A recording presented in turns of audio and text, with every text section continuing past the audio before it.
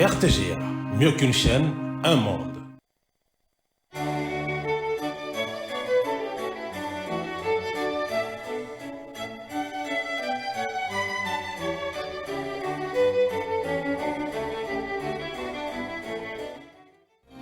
Ce journal vous est offert par Tango Protection.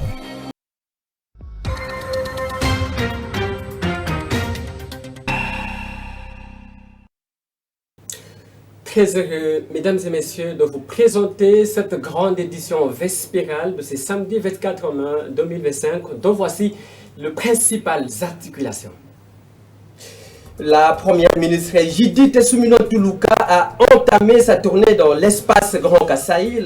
La chef du gouvernement est arrivée ce samedi 24 mai à Kananga, chef-lieu de la province du Kasaï central. Cette visite s'inscrit dans le cadre de la redynamisation de développement dans cette partie du pays comme dans d'autres provinces.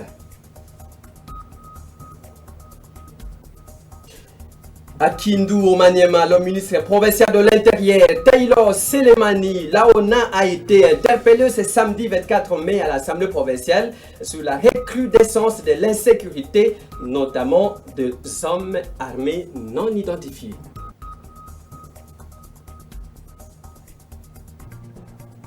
Et puis, promouvoir un environnement de travail plus inclusif et respectueux est le but de la célébration ce samedi 24 mai 2025 de la Journée internationale contre le harcèlement et la discrimination en milieu professionnel.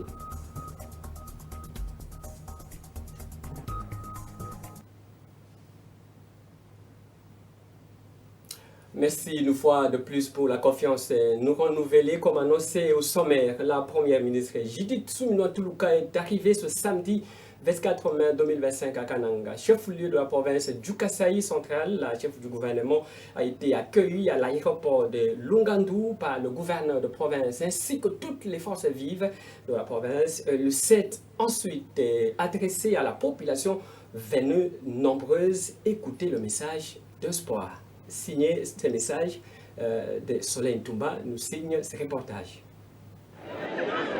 C'est sous un soleil accablant que l'avion transportant la première ministre Judith Suminwa Tuluka a foulé les tarmacs de Lungandu. Elle est accueillie en premier lieu par le gouverneur de province Joseph Moïse Kambouloum Konko avant de recevoir les honneurs dignes de son rang. Excellence, le détachement d'honneur de la police nationale congolaise est rangé pour vous accueillir et vous rendre les honneurs à l'occasion de votre arrivée pour la première fois au Kasaï central.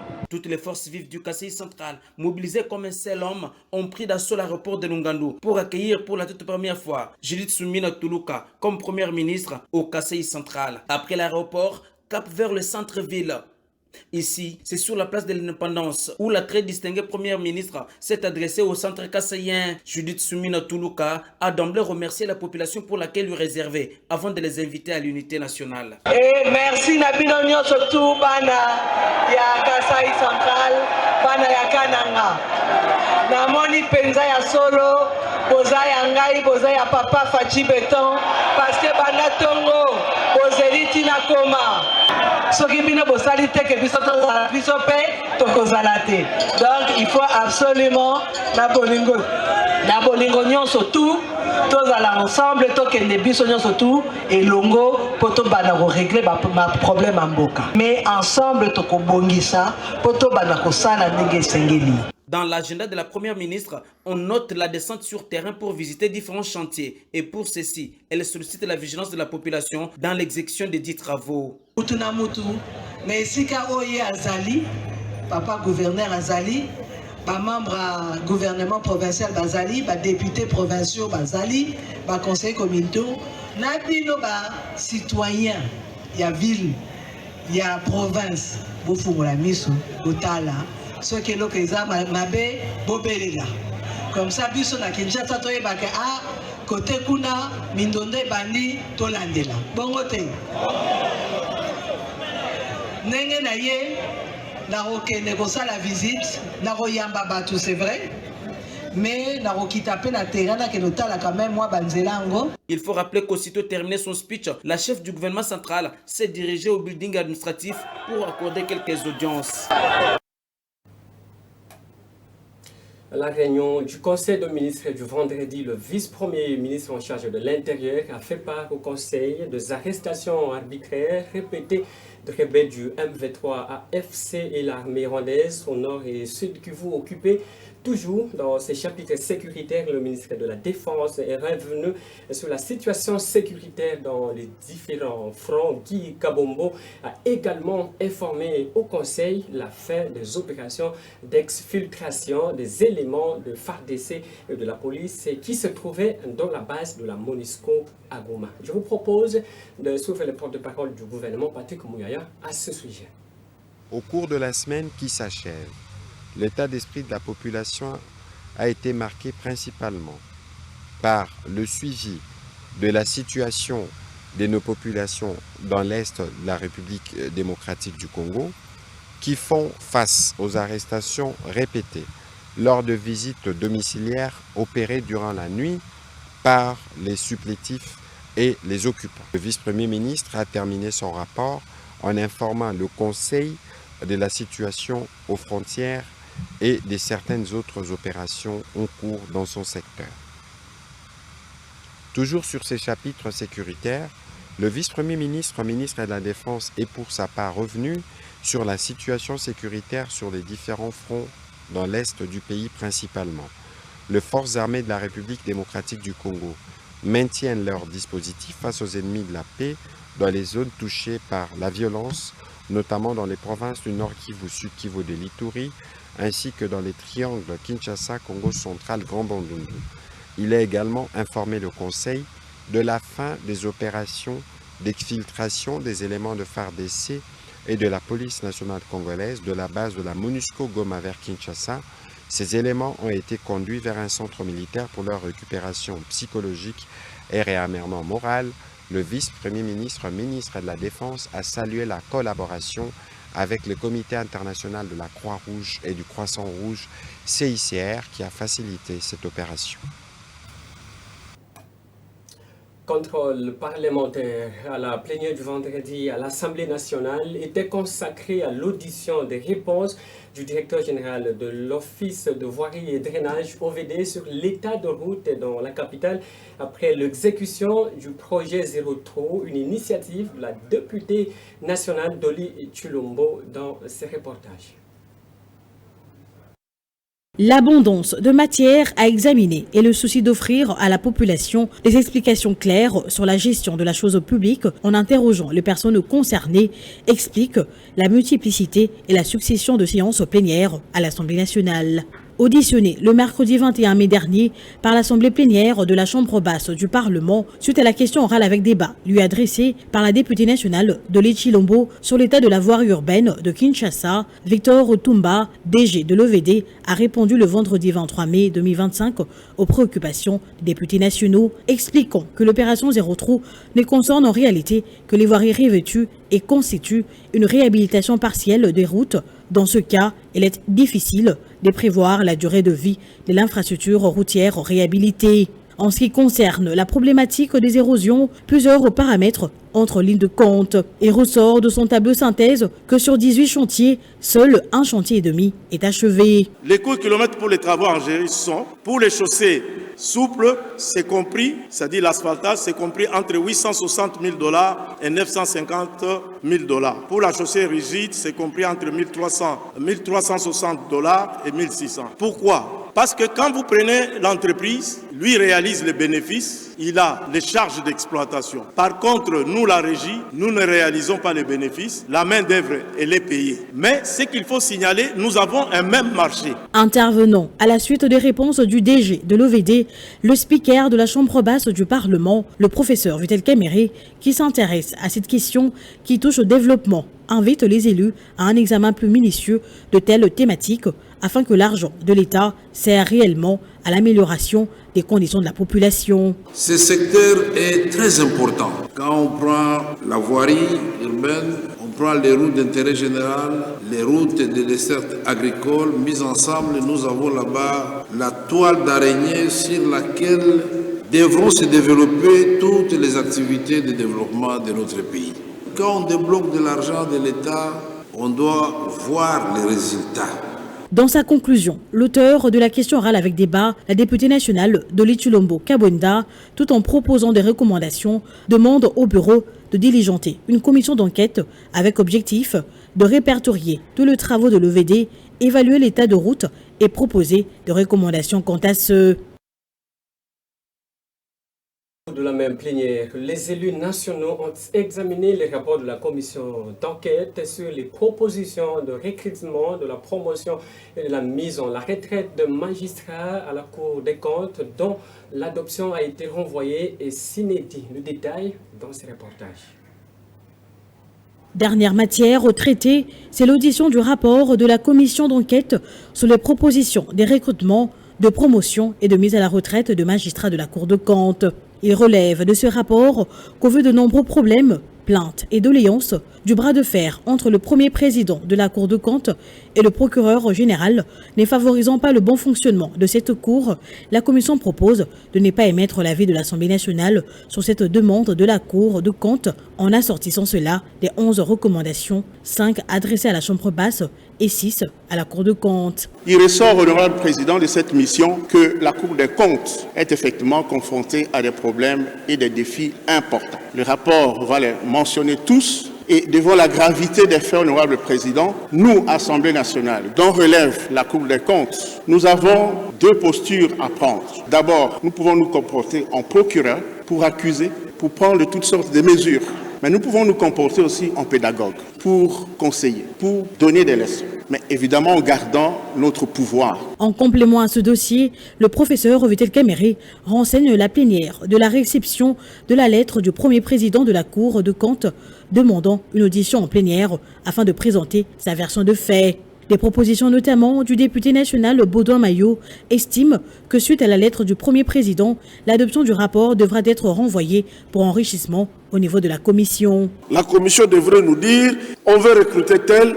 Il n'a pas rempli les conditions, avis défavorable. Tel, on veut le mettre à la retraite, il n'a pas rempli les conditions, avis défavorable. C'est ce qu'on attend, c'est aussi simple que ça. D'où vient toute cette littérature jusqu'à nous proposer décider la surséance? Mais nous allons décider la surséance, honorable président, sur base de quelle loi? Le bureau a pris acte du rapport de la commission spéciale et de la requête de la Cour.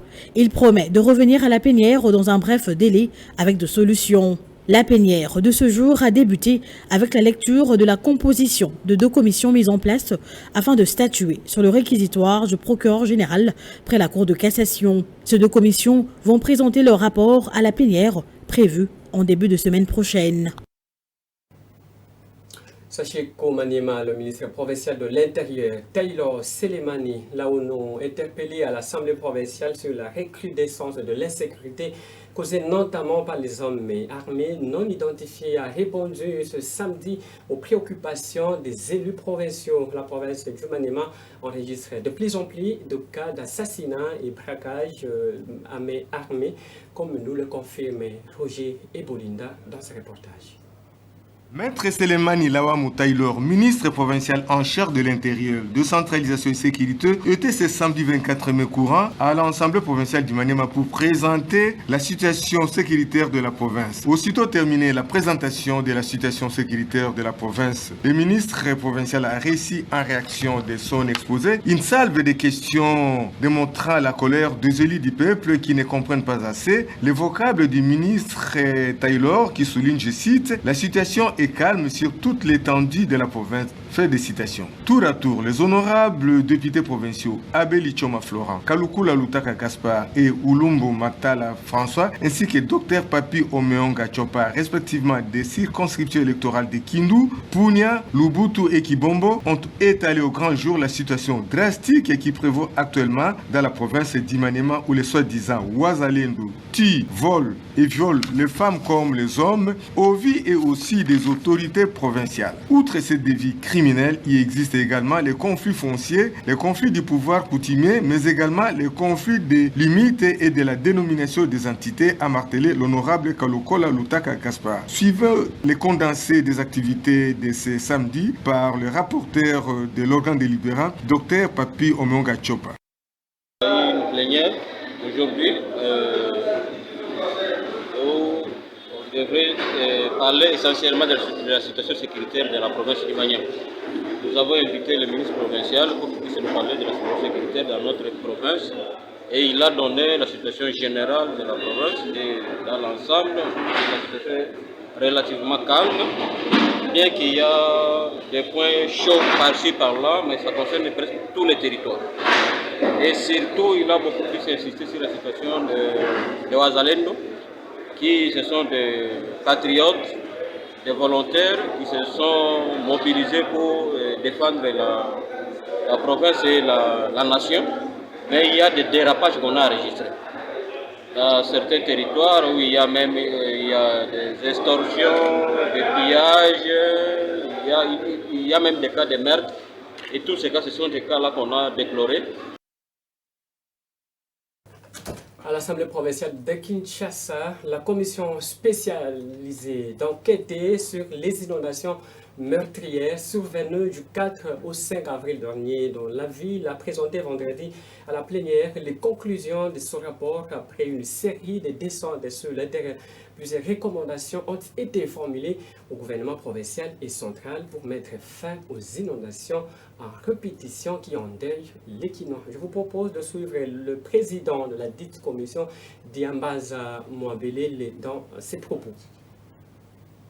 La commission de l'Assemblée provinciale de Kinshasa chargée d'enquêter sur les dégâts des inondations de pluie diluviennes du 4 au 5 avril 2025 dernier a présenté son rapport à la plénière réunie en séance vendredi 23 mai 2025 dans l'hémicycle et cet organe délibérant de la ville. Dans sa présentation de l'économie générale du rapport, le président de la dite commission, Diabanza Mwananene Martyr, a renseigné que les bilans à l'issue de leurs études et les 36 disparus, 110 décès, 211 blessés et environ 40 000 sinistrés. La commission en question, nous avons été capables de comprendre sur le terrain que Kinshasa risque de disparaître si nous ne prenons pas nos responsabilités en main.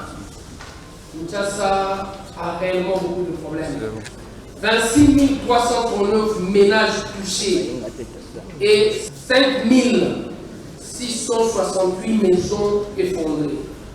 Plusieurs équipements électroménagers emportés par le jour pluvial. Plusieurs infrastructures de base endommagées, notamment le pont sur la rivière Lukaya. La commission a d'autre part formulé des recommandations adressées aux diverses autorités de l'État, parmi lesquelles les gouverneurs de la ville Daniel Bumba Lubaki, présents à cette plénière, notamment d'exécuter les travaux de démolition systématique de toutes les constructions anarchiques sur les différents sites inondés ou à haut risque d'inondation dans la ville de Kinshasa, recensés et publier les rapports annuels sur la situation des constructions anarchiques opérées dans chaque commune de la ville, engager systématiquement les travaux de curage, drainage et dragage de la rivière Ndjili et du fleuve Congo au moins 4 fois l'année. Les résultats des enquêtes notent également les causes récurrentes des inondations, à savoir l'urbanisation sauvage, l'occupation des sites marécageux, le non-curage systématique des caniveaux et autres ouvrages de drainage, ainsi que la prolifération de constructions anarchiques qui ne font que rétrécir les lits majeurs et mineurs des différentes rivières de la ville de Kinshasa. Et puis promouvoir un environnement de travail plus inclusif et respectueux est le but de la célébration le 24 mai de la journée internationale contre le harcèlement et la discrimination au milieu professionnel. Le harcèlement impacte le monde du travail. Dans son ensemble, les nations sont sensibilisées à cette occasion à intégrer dans leur politique d'intégrité tous les employés, quelle que soit leur différence, pour renforcer l'inclusion dans le monde du travail. Suzette Biromari signe ce reportage. La journée internationale contre le harcèlement et pour l'inclusion dans le monde du travail est célébrée le 24 mai de chaque année. Cet événement vise à sensibiliser à la problématique du harcèlement au travail et à promouvoir un environnement de travail inclusif et respectueux. C'est en 2023 qu'a été célébré le premier anniversaire de cet événement. Il a été lancé en 2022 par Résalliance en partenariat avec l'association structurelle et avec le soutien de plusieurs institutions et personnalités. Elle est dédiée à la réflexion sur le harcèlement et à la recherche de solutions concrètes pour renforcer l'inclusion dans le monde du travail et sauvegarder l'intégrité de tous les employés, quelles que soient leurs différences visibles et invisibles. La violence et le harcèlement dans le monde du travail, ainsi que l'écart de rémunération et de carrière entre les hommes et les femmes, sont des problèmes récurrents qui remettent en question la réalisation d'un avenir du travail décent et l'égalité de genre. En Afrique de l'Ouest, la présence majoritaire des femmes dans l'économie informelle, les conditions de travail souvent difficiles et les revenus faibles et instables des travailleuses viennent exacerber ces problématiques. Voilà pourquoi les nations se concertent pour la prévention et l'élimination de la violence et du harcèlement dans le monde du travail, dans le cadre de la Convention numéro 190, dans le contexte de 16 jours d'activisme contre la violence basée sur le genre, afin de réunir les membres et activistes des droits des femmes pour lever les zones d'ombre sur les inégalités de rémunération entre les femmes et les hommes et échanger sur des bonnes pratiques sur la promotion de l'égalité de genre dans le monde et du travail avec une attention à l'économie informelle. La journée mondiale du bricolage a été instaurée par le passionné du bricolage pour promouvoir cet art et apporter la visibilité à cette activité souvent sous-estimée, imposée dans les programmes scolaires. Le bricolage apporte de bienfaits aux gens sur les plans psychologiques et communautaires. La célébration de cette journée a pris une ampleur internationale en 2024, touchant des millions de personnes à travers le monde. Encore une fois de plus, sous équipé en mal. Et en tirer des bénéfices. Selon une étude récente, près de 65% des foyers pratiquent régulièrement le bricolage. Cette popularité s'explique par plusieurs facteurs, notamment le fait que le bricolage permet de réaliser des économies, de contribuer à une consommation durable et d'acquérir des nouvelles compétences. Nous en venons à la découverte du markhor, une espèce emblématique et importante sur le plan économique à l'honneur. Le 24 mai de chaque année, le markhor est une espèce de chèvre sauvage originaire des régions montagneuses d'Asie centrale et du Sud. La journée internationale du markhor, instituée par l'Assemblée générale de l'ONU, vise à alerter que ces animaux sont classés sur la liste rouge des espèces menacées de l'Union européenne de la conservation de la nature. Le détail dans ce reportage. L'Assemblée générale des Nations unies avait proclamé le 24 mai, Journée internationale du markhor, en vue d'inviter les États membres, les organisations des Nations unies, les autres organisations internationales et régionales de la société civile, les organisations non gouvernementales, les particuliers et les autres acteurs concernés à célébrer cette espèce d'animal en vue de renforcer la coopération internationale, régionale, à l'appui des mesures de conservation du markhor, compte tenu du rôle que celui-ci joue dans l'écosystème en général. On compte environ 5700 markhors adultes à travers le monde. Le markhor possède de longues cornes en forme de spirale jusqu'à 50 cm. Il est adapté aux terrains montagneux entre 600 et 3600 mètres d'altitude avec des forêts ouvertes de maquis et des forêts claires. Il s'agit de l'animal national du Pakistan. Le markhor est une espèce de chèvre sauvage originaire des régions montagneuses d'Asie centrale et du Sud. Une espèce emblématique et importante sur le plan écologique que l'on trouve dans les régions montagneuses d'Asie centrale et du Sud, notamment en Afghanistan, en Inde, au Pakistan, au Tadjikistan, au Turkménistan et en Ouzbékistan. Les plus grandes menaces pour la survie du markhor sont la perte d'habitants, la chasse illégale, y compris le braconnage et le changement climatique. Le markhor a été classé dans la catégorie des espèces quasi menacées en 2014 et figure sur la liste rouge des espèces menacées de l'Union internationale pour la conservation de la nature et se trouve inscrit depuis 1992 à l'annexe 1 de la Convention sur le commerce international des espèces de faune et de flore sauvages menacées d'extinction.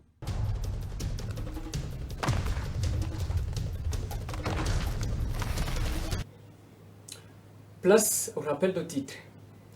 La première ministre Judith Suminwa Tuluka a entamé sa tournée dans l'espace Grand Kasaï. La chef du gouvernement est arrivée ce samedi 24 mai à Kananga, chef-lieu de la province du Kasaï central. Cette visite s'inscrit dans le cadre de la redynamisation du développement dans cette partie du pays comme dans d'autres provinces.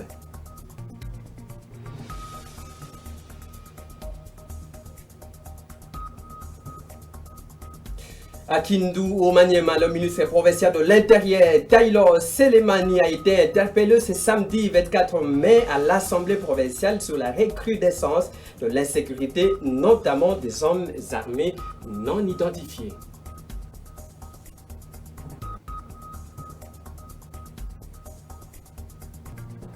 Et puis promouvoir un environnement de travail plus inclusif et respectueux est le but de la célébration ce samedi 24 mai 2025 de la journée internationale contre le harcèlement et la discrimination au milieu professionnel.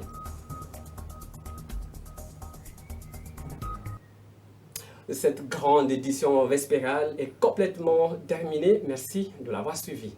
Au revoir.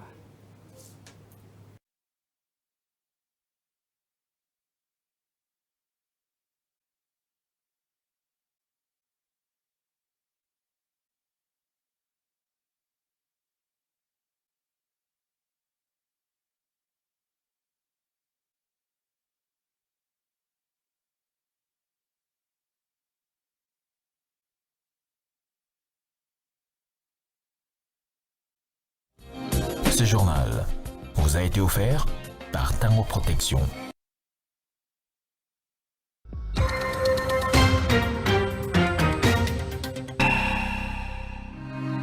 RTGA, mieux qu'une chaîne, un monde. RTGA, mieux qu'une chaîne, un monde.